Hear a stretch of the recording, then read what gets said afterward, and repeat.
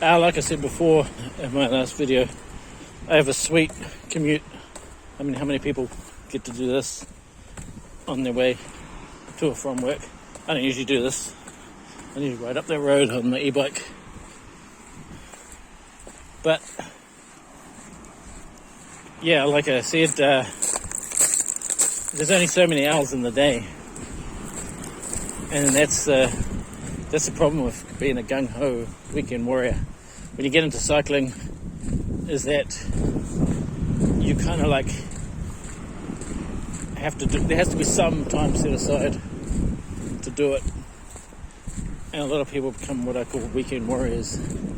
And weekend warriors, essentially, they'll buy a mountain bike or they'll buy a road bike, and strangely enough, they won't just knock around the local.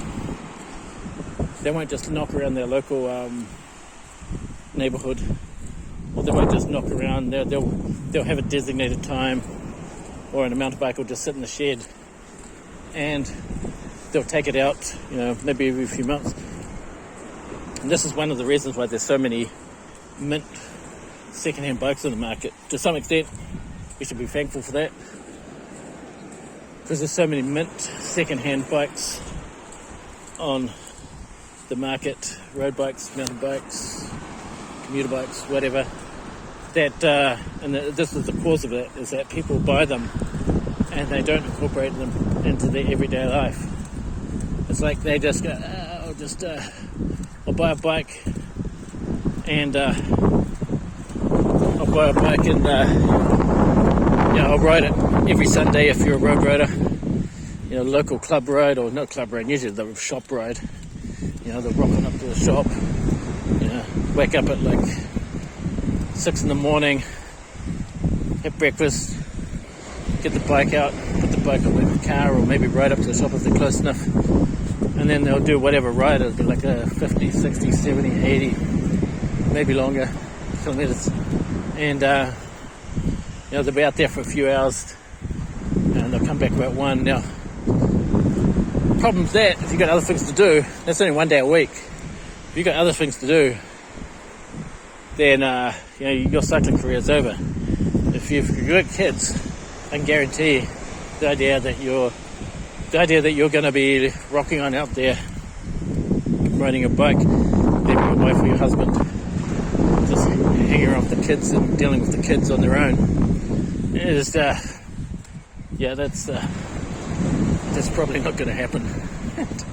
And funny thing is, way before I had kids, there was another guy he was into triathlons. He did Kona, the Hawaii triathlon. He had a Specialized Roubaix. It was a sweet bike, and he had kids, and he only ended up having 2 kids. I have 3, and he just disappeared completely off the radar. I've got to get back on the path up somewhere up there, so I'll just walk along here. But he completely disappeared off the radar. And, on my Strava, it shocked me how little I did one year when I had kids.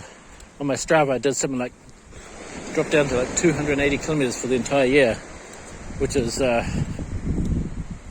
not much. And, mountain biking, because it's not like there's a hardcore, I must go out there every Sunday morning and rain, hail or shine, go mountain biking. So mountain biking is probably even worse. Mountain bikers, they go whenever they want to, or whenever they have the opportunity, which means pretty much they don't go out a lot. They just sort of maybe every few weeks or months, and they just so the bike sits in the shed. And the strange thing about mountain bikers is that, when you were a kid, you used to ride all over the place, anytime, all the time. Just knock on out there, and away you went. And yet, a person with a modern mountain bike, even though their bike is perfectly capable of knocking around their local neighborhood, that's kind of beneath them. And to some extent, road cyclists are kind of the same too.